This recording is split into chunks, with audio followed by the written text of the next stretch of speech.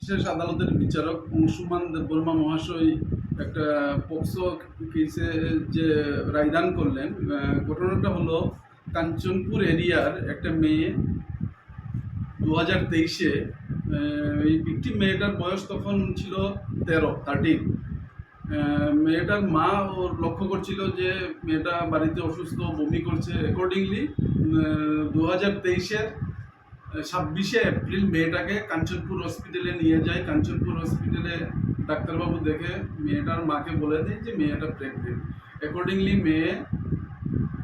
মেয়ের মা মেয়েকে জিজ্ঞেস করে টোটাল ঘটনাটা কীভাবে হলো। তখন ওই মেয়েটা তার মাকে বলে যে ওদের প্রতিবেশী মহেন্দ্র শব্দকর এবং নির্মল শব্দকর যখন মেয়ের মা বাবা ঘরে যখন অনুপস্থিত থাকে কাজের জন্য, তখন ওরা কয়েকবারই এই মেয়েকে রেপ করে। এবং পরবর্তীতে মেয়ের মুখ থেকে সব কিছু শোনার পর 27 এপ্রিল 2023 কাঞ্চনপুর থানায় মোকদ্দমা দায়ের করে।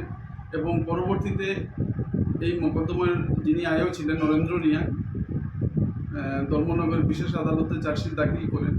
এবং দীর্ঘদিন এই বিচার প্রক্রিয়া চলার পর আজকে রায়দান করলেন। এবং এই বিচার প্রক্রিয়া চলার সময় আমরা সরকার পক্ষ এই মোকদ্দমায় 25 জন সাক্ষী উপস্থিত করি।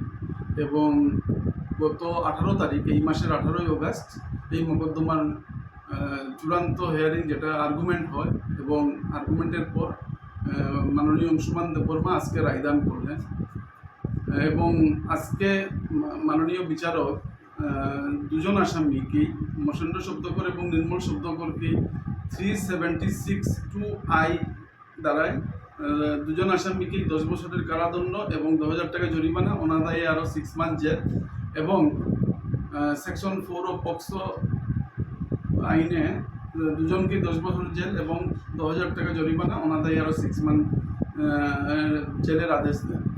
দুইটা সেকশনে যে দুইটা এবং দুটোটা মানে সেকশনে যে সাজা 10 বছর দুটোটা কনকারেন্টলি মানে একই সঙ্গে চলবে। মানে টোটাল 10 বছরই মানে ওদের 10 বছরই জেলে থাকতে হবে, কারণ দুটোটা সাজা একই সঙ্গে কার্যকর হবে।